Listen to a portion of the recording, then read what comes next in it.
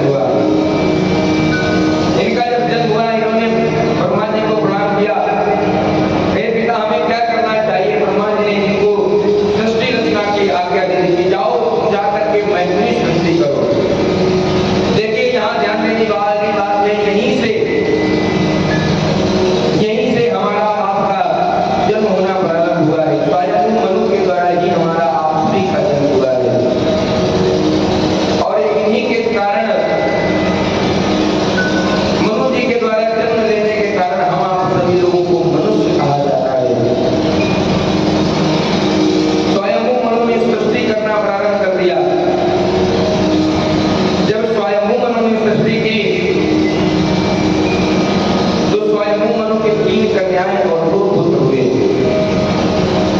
3 कन्याएं कौन? आकृति, देवहूति और प्रसूति। और 2 पुत्र हुए, प्रियव्रत और प्राणपाद। इनके द्वारा सृष्टि की रचना करना प्रारंभ कर दिया गया। स्वयंभुव मनु अरुषत रूपा, जिनसे भय नर सृष्टि अनूपा। इनके द्वारा 3 कन्याओं और 2 पुत्रों को जन्म दिया गया। आकृति, देवहूति और प्रसूति। आकृति का विवाह रुचि प्रजापति के साथ में हुआ। रुचि प्रजापति के साथ में आकृति का विवाह हुआ और इनके यहाँ स्वयं भगवान यज्ञ नारायण प्रकट हुए। पुत्र के रूप में भगवान यज्ञ नारायण प्रकट हुए। और इन यज्ञ नारायण भगवान का विवाह किसके साथ में हुआ? लक्ष्मी स्वरूपा मैया श्री दक्षिणा देवी के साथ में यज्ञ नारायण भगवान का विवाह हुआ। इसीलिए यज्ञ अनुष्ठान तभी संपूर्ण माने जाते हैं।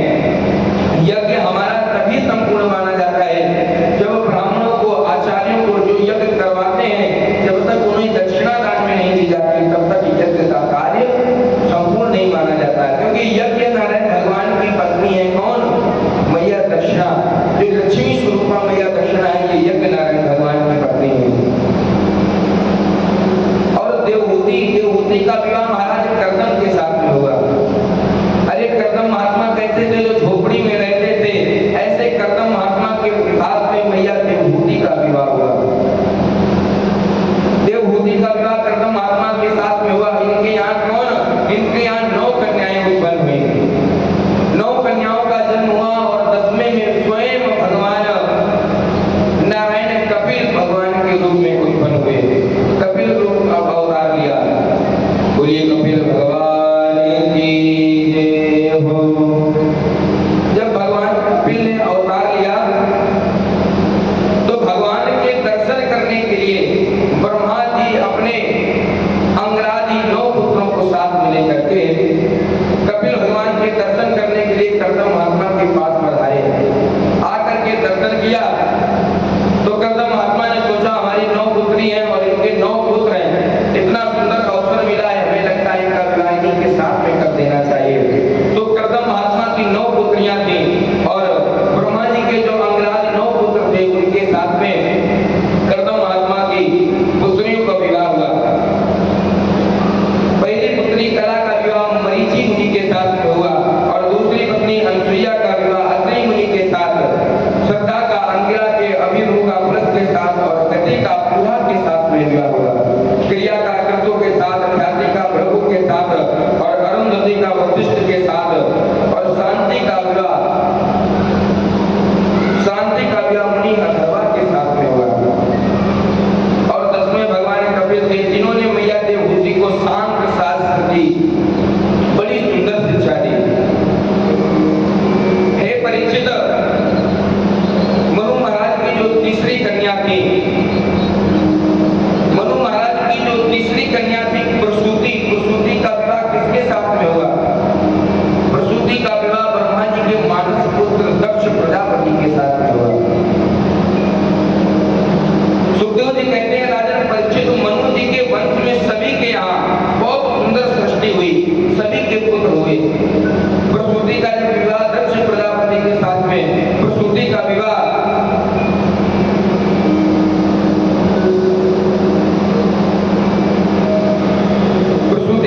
हुआ और प्रसूति के यहाँ पर प्रसूति का विवाह रुचि प्रजापति के साथ में हुआ। प्रसूति के द्वारा 16 कन्याओं का जन्म हुआ। 16 कन्याओं में से 13 कन्याएं किसको ब्याही गई? 13 कन्याएं धर्म के साथ में विवाह कर दिया गया और एक कन्या का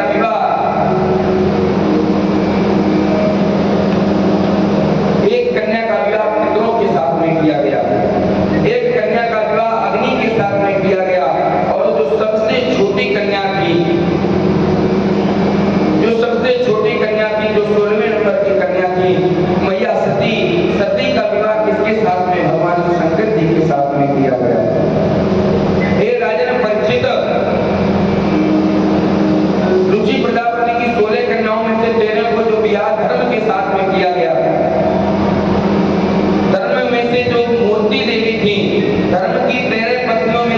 मूर्ति देवी के गर्भ से भगवान नर नारायण का जन्म हुआ, जो आज भी बद्री विशाल नामक तीर्थ क्षेत्र में जाओ तो नर और नारायण पर्वत के नाम से जाने जाते हैं। इनका जन्म मूर्ति देवी के गर्भ से हुआ। बोले नर नारायण भगवान की जय हो।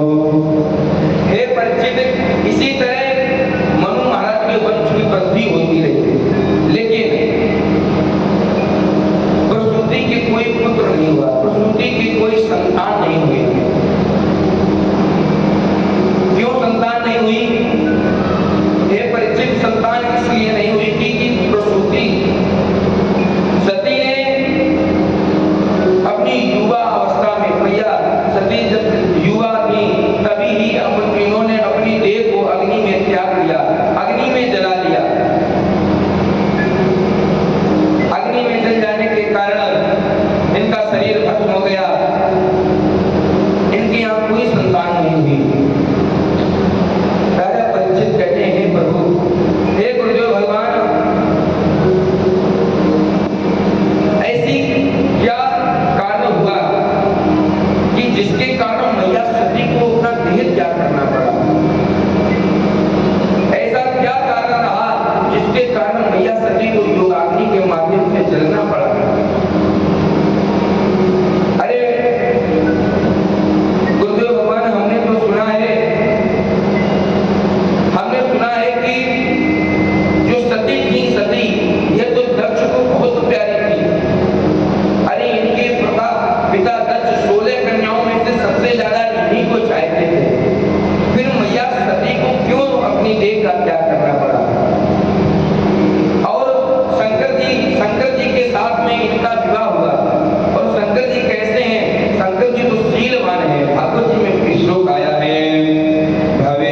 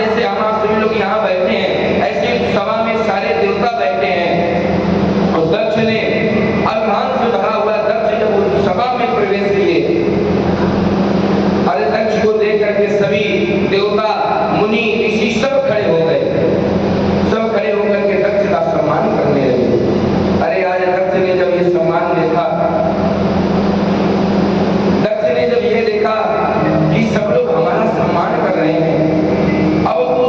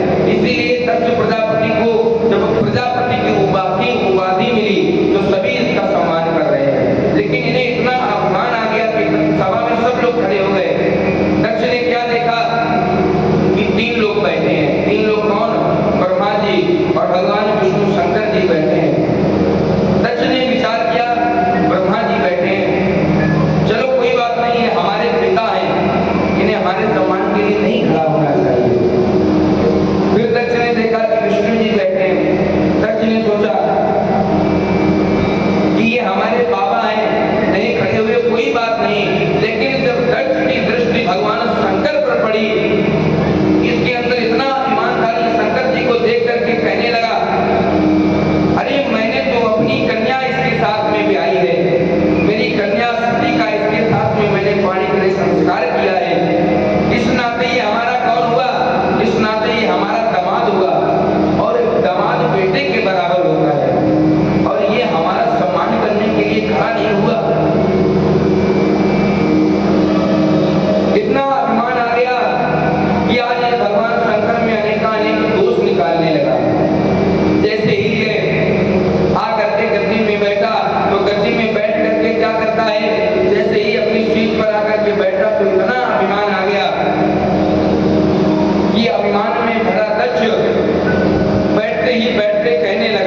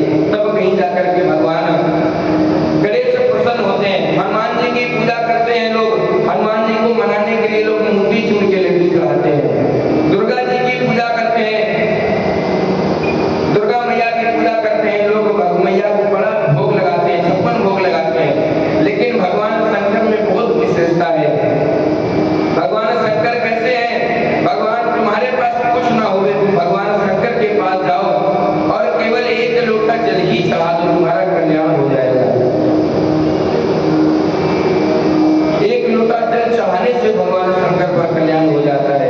अरे तुम्हारे पास जल ना हो, तुम्हें कुछ ना दिखाई पड़े, तुम एक धतूरा ही ले लो और धतूरा लेकर कहाँ जाओ? भगवान शंकर के पास जाओ। अगर ये कांटे वाला फल किसी और देवताओं के चढ़ाओ तो भैया कोई देवता ग्रहण नहीं करेगा, लेकिन भगवान शंकर कैसा भी फल चढ़ाओ सब ग्रहण करते हैं। भगवान शंकर से अगर आप धतूरा चढ़ाओगे तो भगवान उसको भी पाते हैं। भगवान शंकर के जैसा देवता मिलना मुश्किल है। भगवान शंकर कुछ नहीं बोल रहे हैं। और अगर तुम्हारा कोई अपमान कर रहा हो, और अगर तुम उसे जवाब न दो तो उसका क्रोध और बढ़ जाएगा। देखो हम इसके लिए ये कह रहे हैं और ये हमसे कुछ कह नहीं रहा है। जब भगवान शंकर कुछ नहीं बोले तो और दक्ष अपशब्द कहने लगा। अरे दक्ष कहते हैं, किसी ने कहा, हे दक्ष, हे प्रजापति, अब आपको इन शंकर जी के अंदर बहुत से दोष नजर आ रहे हैं। जब आपने अपनी पुत्री सती का विवाह शंकर जी के साथ में किया तब तुम्हें दोष नजर नहीं आए? तब तुम्हें इनके अंदर कोई अवगुण नजर नहीं आया और अब आज तुम अवगुण निकाल रहे हो? दक्ष कहता, अरे वो तो हमारे भाग्य, वो तो हमने अपने पिता ब्रह्मा के कहने से, ब्रह्मा जी के द्वारा, ब्रह्मा के कहने से इस शंकर के साथ में अपनी कन्या का विवाह कर दिया। और कैसी कन्या? कहा हमारी मृग लोचनी कन्या, मृग की जैसे आंखें, मृग की जैसे आंखों वाली कन्या सती का विवाह हमने इस मरकट लोचन के साथ में कर दिया।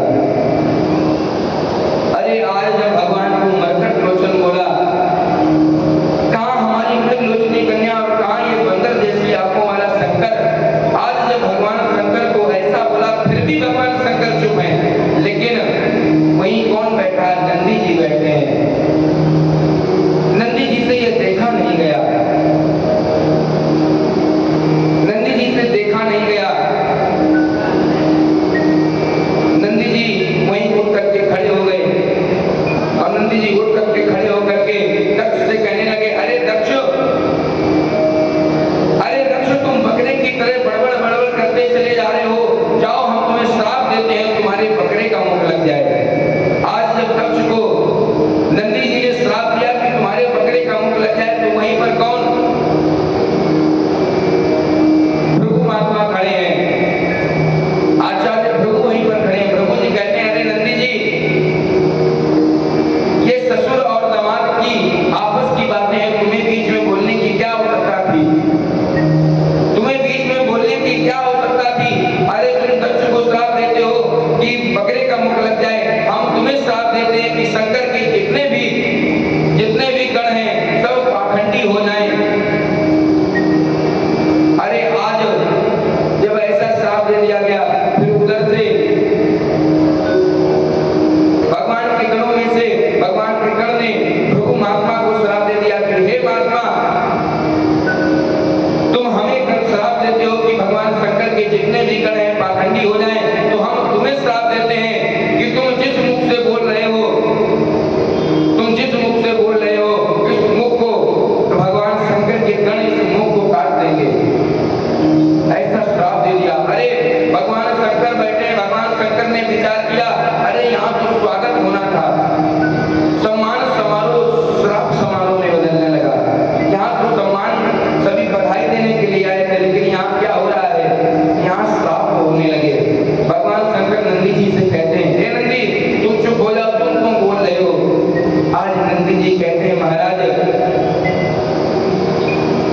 आज नंदी जी ऐसे कह रहे हैं भगवान शंकर से, हे प्रभु, अगर आप कोई अपशब्द कहे हम कब तक सुन सकते हैं?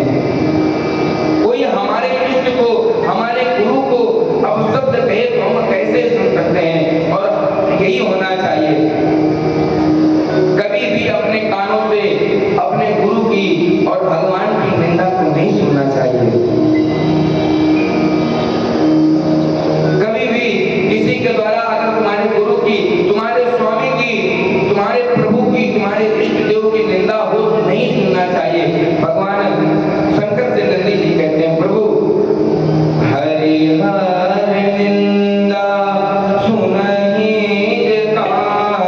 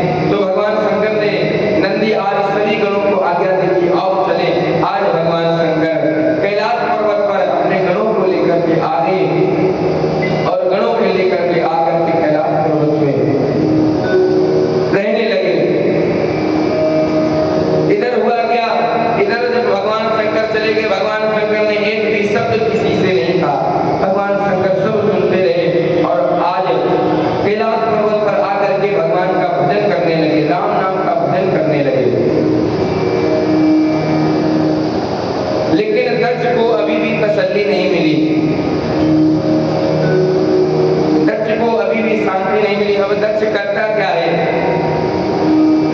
दक्ष सोच रहा है कि किसी भी प्रकार से शंकर जी का अपमान किया जाए। तो देखिए, अब शंकर जी के अपमान करने के लिए दक्ष ने क्या किया? दक्ष ने एक बहुत बड़े यज्ञ का